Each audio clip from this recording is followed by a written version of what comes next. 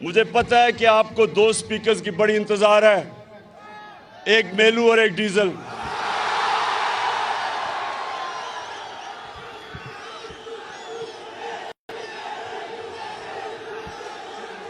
बस बस बस। अच्छा, एडवर्ड्स कॉलेज और नौजवान फैकल्टी, टीचर्स, देखें, आपने अब बड़े आराम से और इत्मीनान से मेरी बात सुननी है, और उसके बाद हम इंशाल्लाह नारे भी लगाएंगे, मेलू को भी याद करेंगे और डीजल को भी। अच्छा, देखें, नंबर वन चीज, सब प्लीज सुने सुने सुने। नंबर वन, जो मुल्क की यूनिवर्सिटीज और कॉलेजेस होते हैं, ये गौर से सुनिए मेरी बात आपने, जो मुल्क की पॉलिटिकल लीडरशिप वो हमेशा उस मुल्क की प्रीमियर इंस्टीट्यूशंस में बनी जाती है। ऑक्सफोर्ड और कैम्ब्रिज सदियों तक इंग्लैंड की पॉलिटिकल लीडरशिप, हर किस्म की लीडरशिप दो यूनिवर्सिटी से निकलती थी, ऑक्सफोर्ड और कैम्ब्रिज से। जितनी बेहतर तालीम उतने बेहतर लीडर। सो मैं आज आपको लीडरशिप के ऊपर बात करने आया हूं। सबसे पहले लीडरशिप आपको याद रखना होगा, अभी नहीं, कि जो दुनिया की तारीख का सबसे बड़ा लीडर ना कभी आया है ना आ सकता उससे ज्यादा, वो हमारे नबी सल्लल्लाहु अलैहि वसल्लम थे। कभी भी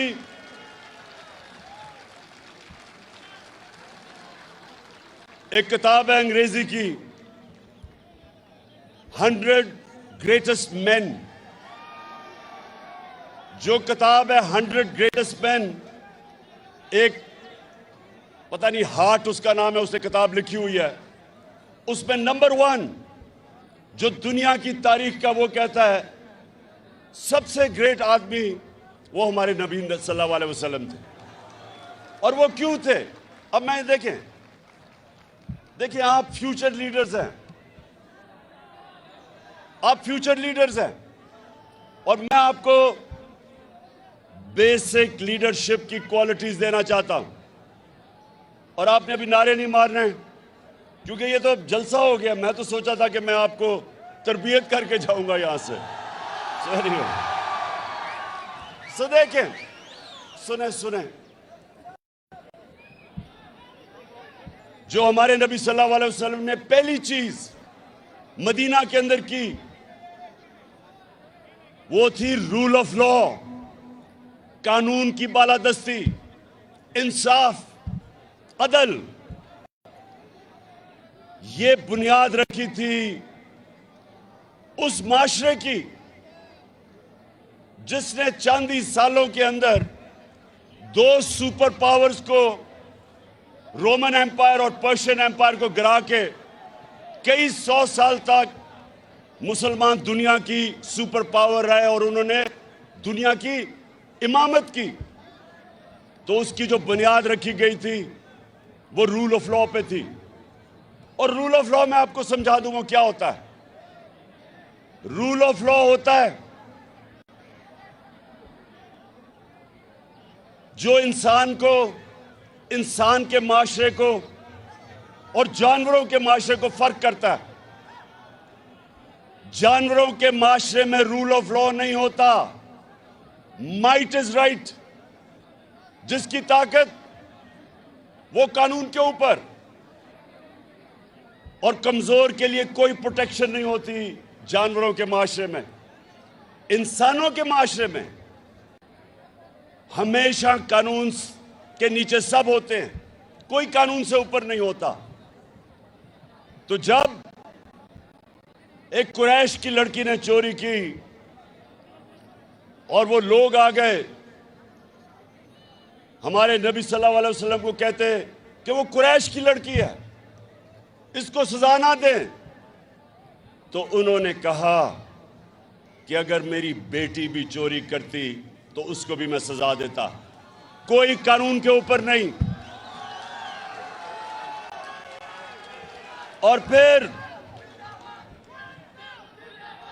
एडवर्ड्स कॉलेज, फिर सेकंड चीज ये याद रखें कि difference between a civilized society and a barbaric society is one,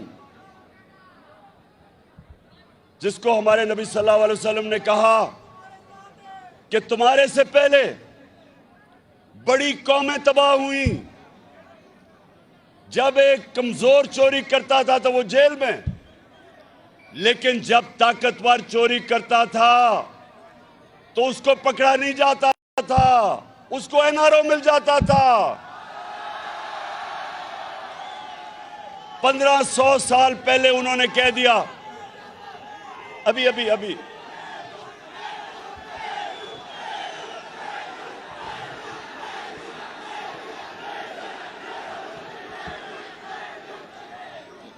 मुझे पता है आपने मेलू को दावत दी हुई है या अच्छा सुने, तो जब ये सुन ले कि आज दुनिया के अंदर जो हमारे नबी ने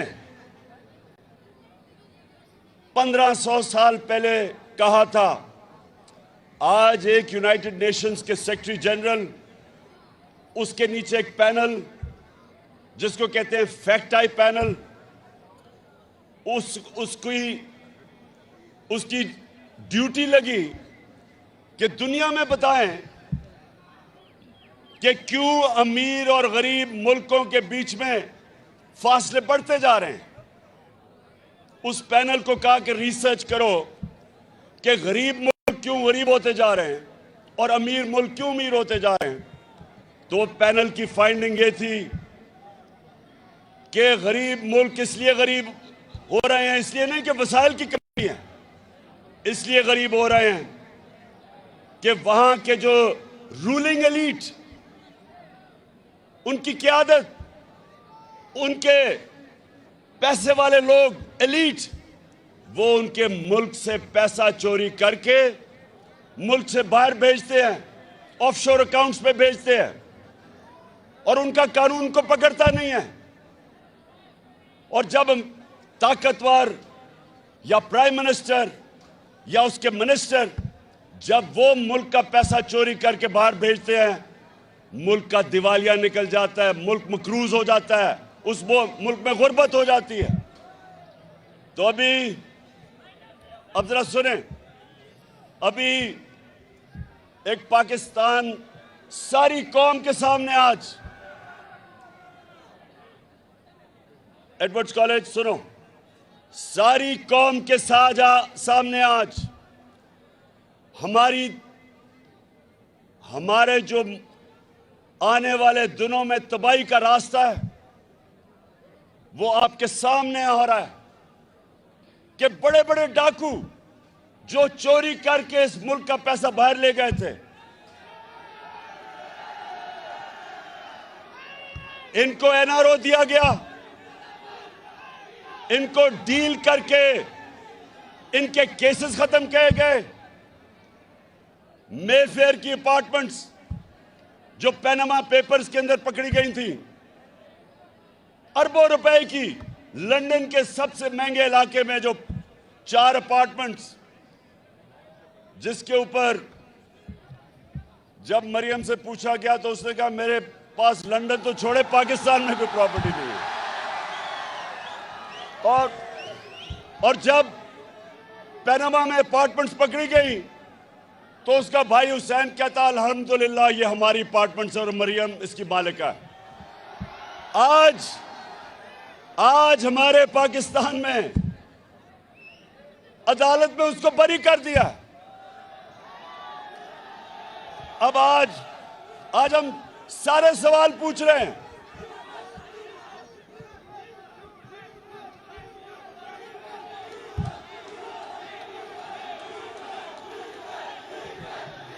क्या डीजल ने नहीं बरी किया, अदालतों ने बरी किया है। और ये क्यों हुआ है, ये जरा गौर से सुने। एक मिनट खामोशी, ये आपके लिए बड़ा इंपॉर्टेंट है। आपका मुस्तकबिल तबाही की तरफ जा रहा है। अगर ये इसी तरह सारे बड़े बड़े डाकुओं के करप्शन के केसेस अरबों रुपए के माफ होते रहे तो आपका मुस्तकबिल है। कोई मुस्तकबिल नहीं है इस मुल्क में।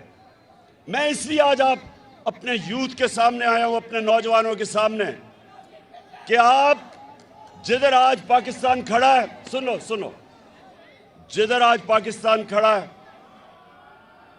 पहले चोरी करके पैसा बाहर ले जाओ, मुशर्रफ फिर उसको 2008 में एनआरओ दे, वो वापस आ जाओ, 10 साल मुल्क को लूटो, 4 गुना कर्जा मुल्क के ऊपर चढ़ा दो और फिर डील करके एनआरओ लेके फिर वापस आ जाओ और फिर लूटो।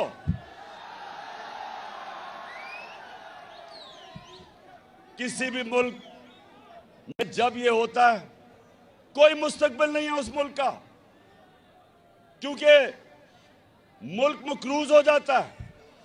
ये लोग इनके बच्चे अरबोपति बन जाते हैं। अब इन्होंने जो एनआरओ लिया, ये सुने एडवर्ड्स कॉलेज, 1100 अरब रुपया, 1100 अरब रुपया जो इस कौम का चोरी हुआ था वो माफ हो रहा है, वो सब माफ हो रहा है। चंद सौ लोगों की जेब में, चंद सौ लोगों की जेब में 1100 अरब रुपया चोरी का जाएगा और कौम आज पाकिस्तान की बदतरीन महंगाई में डूब रही है।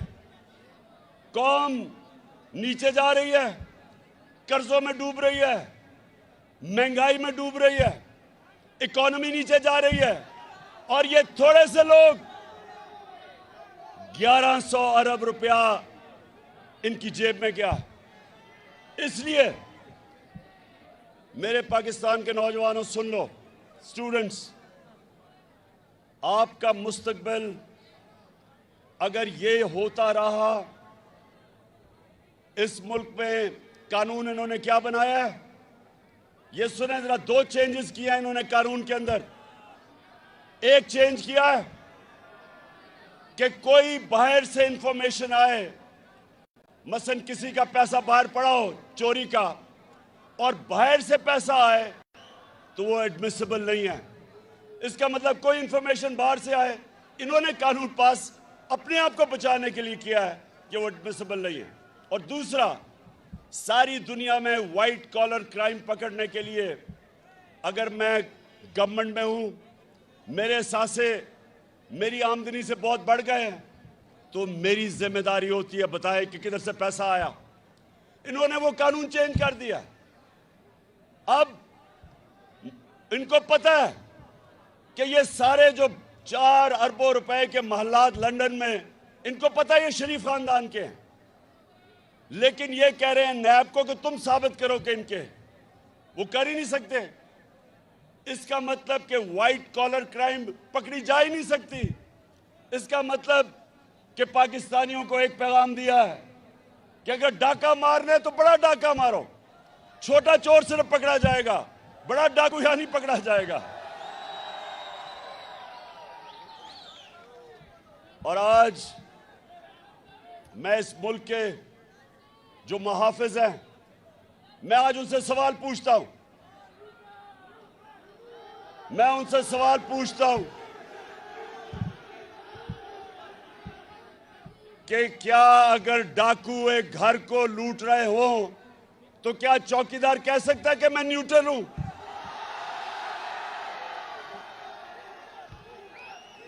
घर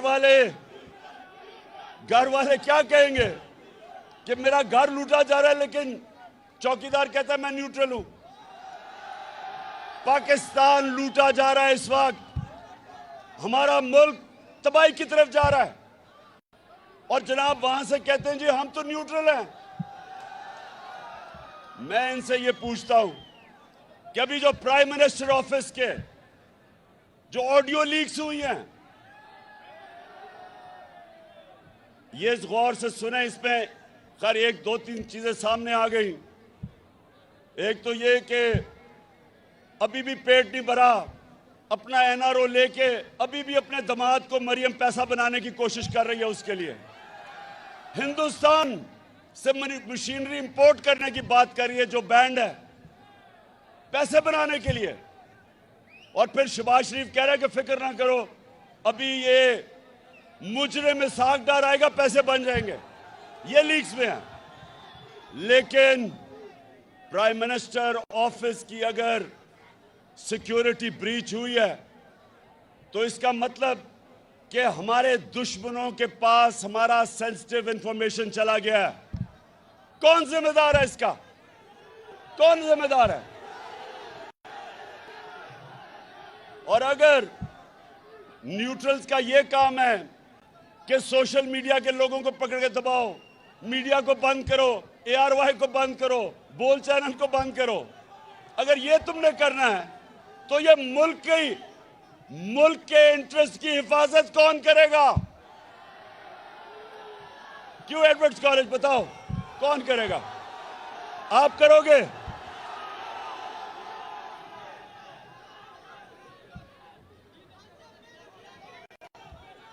तो एडवर्ड्स कॉलेज, मैं ये चाहता हूं, ये अपने ज़हन में डाल लो, जब भी कोई कहे ना कि मैं सियासी नहीं हूं, जब भी वो कोई कहे कि मैं गैर सियासी हूं, तो ये समझ रहा हूं कि उसमें और जानवर में कोई फर्क नहीं है। जानवर गैर सियासी होता है। शेर आके एक हिरन को पकड़ लेता है, बाकी हजारों हिरन होते हैं, क्योंकि गैर सियासी होते हैं, अपनी जान बचा के भाग जाते हैं। सियासी का मतलब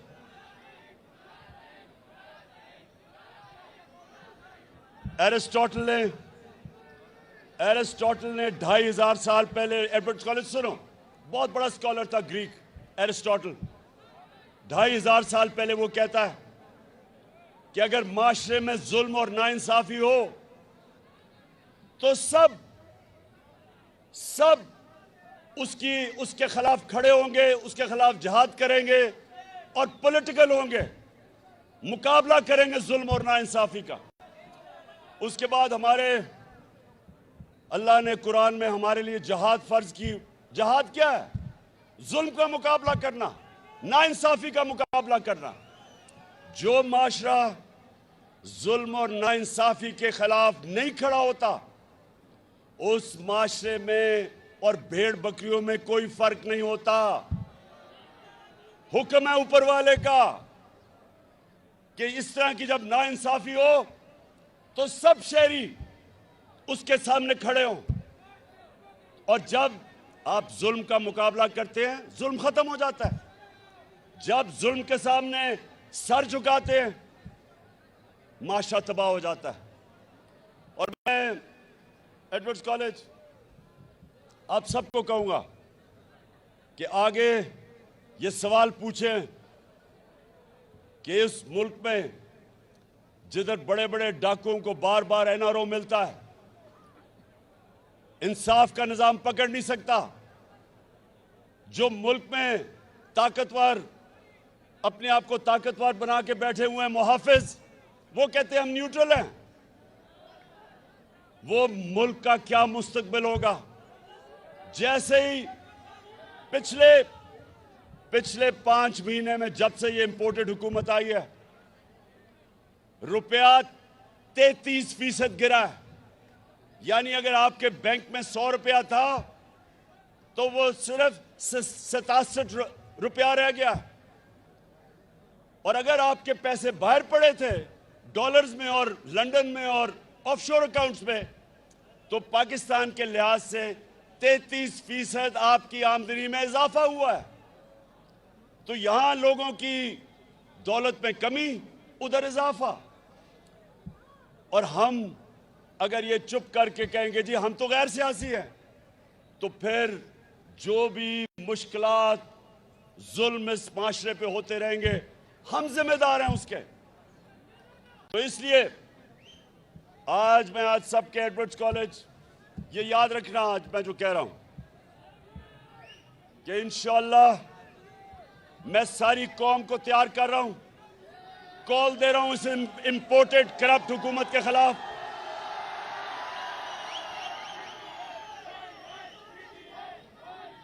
मुझे अगर अकेले भी निकलना पड़े मैं इनके खिलाफ निकलूंगा।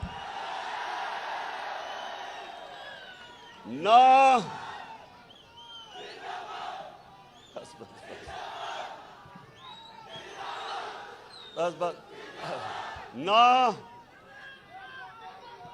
मुझे अपनी सारी कौम को कहना चाहता हूं कि अगर मुझे किसी चीज का खौफ नहीं, ना मुझे जेल का खौफ है, ना मुझे अपनी जान की कुर्बान करने का खौफ है, कौम को भी नहीं होना चाहिए।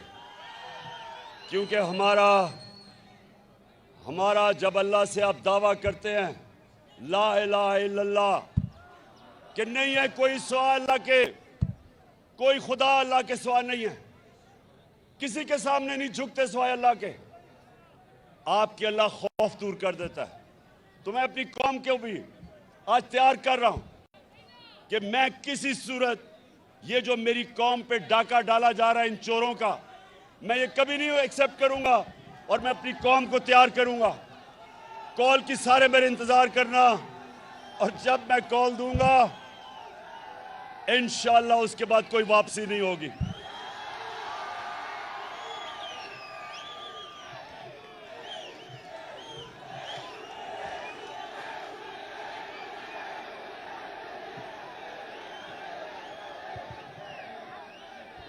अच्छा, आखिर में एडवर्ड्स कॉलेज, मैं चाहता हूं कि आप मेलू को भी दावत दें और डीजल को भी। डीजल से पूछे, डीजल से एक सवाल पूछे कि अल्लाह तो हमें वाज़े तौर पे कुरान में हुक्म देता है अमर बिल मारूफ, अच्छाई के साथ खड़े हो और बुराई के खिलाफ खड़े हो, तो तुम डीजल साहब चोरों के साथ कैसे खड़े हो गए हो? और मेलू से पूछो कि मेलू तुम्हारा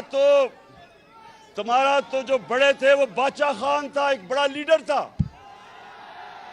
तुम ये किधर जाके एक मुजरिम, एक सजा याफ्ता नवाज शरीफ के चेले बन गए हो?